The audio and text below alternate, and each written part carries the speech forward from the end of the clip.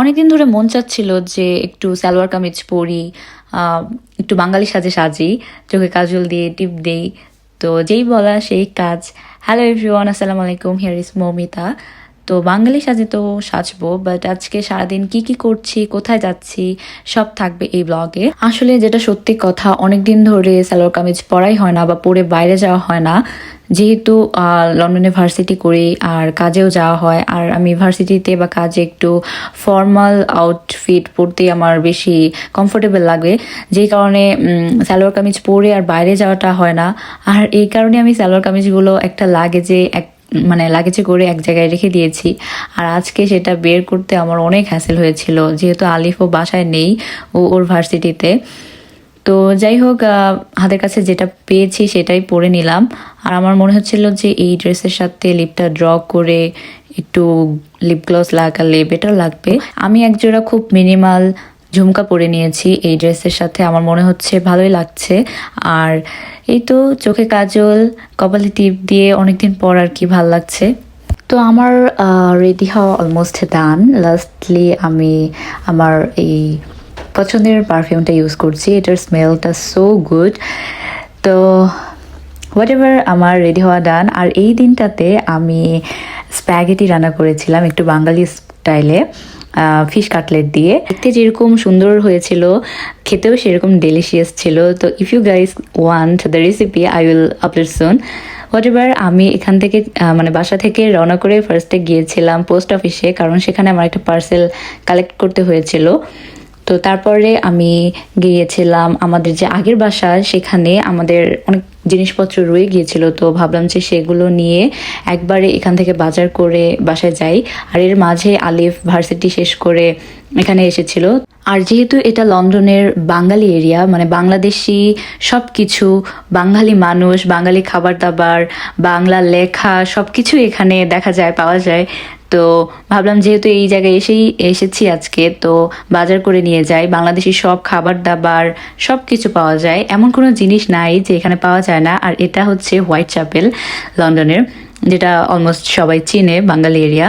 তো আমরা এখান থেকে কিছু মিষ্টি কিনলাম। এখানের মিষ্টিটাও একদম বাঙালি, মানে বাংলাদেশের স্বাদ পাওয়া যায়। তো ভাবলাম যে আমরা এখান থেকে কিছু মিষ্টি একবারে কিনে নিয়ে যাই।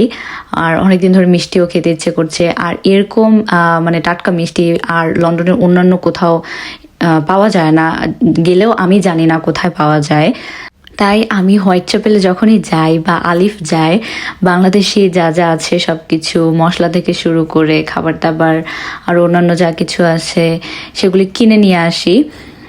আর এই তো আমাদের ব্যাকপ্যাক অনেক হয়ে গিয়েছে, যেহেতু আগের বাসার টুকিটাকি জিনিসও ছিল, সেগুলো নিয়ে এসেছি। আর আলিফ একটু টায়ার্ড, বিকজ ও ভার্সিটি শেষ করে দেন এখানে এসেছে। তো ভাবলাম যে বাসে না, ট্রেনে করেই চলে যাই, একটু আর্লি হবে। তো আমরা এখন নর্থ লন্ডনে চলে গিয়েছি, আগে ইস্ট লন্ডনে ছিলাম। তো এখন নর্থ লন্ডনে আমরা মুভ করেছি। এটার অনেকগুলো রিজন আছে। অ্যাট ফার্স্ট হচ্ছে আমার ভার্সিটি নর্থ লন্ডনে, অ্যান্ড দ্য সেকেন্ড থিং যেটা অনেক ইম্পর্টেন্ট বলা যায়, আমার হচ্ছে কোয়াইট প্লেস ভাল লাগে, একদম নিরিবিলি, কোয়াইট, ক্লিন, এরকম। তো আলিফেরও এরকমই পছন্দ, তো যে কারণে মুভড হওয়া। আর এই তো বাসায় এসে বাজারগুলো গুছিয়ে নেওয়ার ট্রাই করছি, যেহেতু নতুন বাসা একদম। জানি না প্রপার সংসারী মেয়ের মতো পারবো কিনা গুছিয়ে নিতে, but yeah, I am trying my best. মাশাআল্লাহ, আলিফের কথা কি বলবো, সেও বেচারা অনেক ট্রাই করছে, অনেক মেনটেন করছে, গুছিয়ে নেওয়ার ট্রাই করছে, অনেক কাজ করছে নতুন বাসা ওঠার পরে। এখন পর্যন্ত অনেক কাজ, অনেক গোছানো বাকি। আর এগুলো হচ্ছে হাবিজাবি কিছু, ওই বাসায় আমার রান্নাবান্নার জিনিস, স্পাইসেস, আর কিছু আমার জুতা রয়ে গিয়েছিল, তো সেগুলো আজকে নিয়ে আসলাম, এগুলো বের করছি। আর এখন তো আমের সিজন, আমের কথা আর কি বলবো, আমার ফলের মধ্যে আম এত প্রিয়, মানে আমি আম দেখলেই আমার কিনতে ইচ্ছে করে। আর হোয়াইট চ্যাপেলে বললামই তো, বাংলাদেশি সব কিছুই পাওয়া যায়, এভরিথিং। তো আমি বাংলাদেশি সুস্বাদু পাকা আম কিনে নিয়ে এসেছি। তো এগুলো অর্ধেক ফ্রিজে রাখছি আর কিছু আম বাইরে রাখছি। আর আমি খুব বেশি পাকা আমটা কিনিনি, আধ পাকাটা কিনেছি, কারণ খুব বেশি পাকা আমটা কাটতে গেলে একদম গলে যায়। আর এই আমটা নর্মালি মানে না খুব পাকা না খুব কাঁচা, এরকমই ভাল লাগে। এটা আম্রপালি আম। তো বাসায় এসে এই তো এখনো গোছানোই বাকি। আগের জুতাগুলো ঠিক করে রাখছি, ওই বাসা থেকে যেগুলো নিয়ে এসেছি ওগুলো গুছা রাখছি। তো এখন পর্যন্ত অনেক কিছু গুছানো বাকি। নতুন বাসায় একটু একটু করে গুছাতে অনেক টাইম লাগছে। এই দিনটা ছিল আর্জেন্টিনার খেলা, তো আমরা আলিফ আর আমি খেলার জন্য প্রস্তুতি নিচ্ছিলাম। আলিফ পপকর্ন নিয়ে এসেছে, আমরা পপকর্ন দেখতে দেখতে খেলা দেখব। আর এই তো আমাদের ফিফার জার্নিটা অনেক ভালো কেটেছে, যদিও ফাইনালটা ভালো হয়নি, বাট ইয়া পুরা ফিফার যে জার্নিটা 1 মান্থ অনেক ভালো কেটেছে। তো ব্লগটা অনেক বড় হয়ে গিয়েছে, আর বড় না করি, আজকে এই পর্যন্তই। নেক্সটে অন্য কোনো ব্লগে দেখা হবে, ততক্ষণ পর্যন্ত আল্লাহ হাফেজ।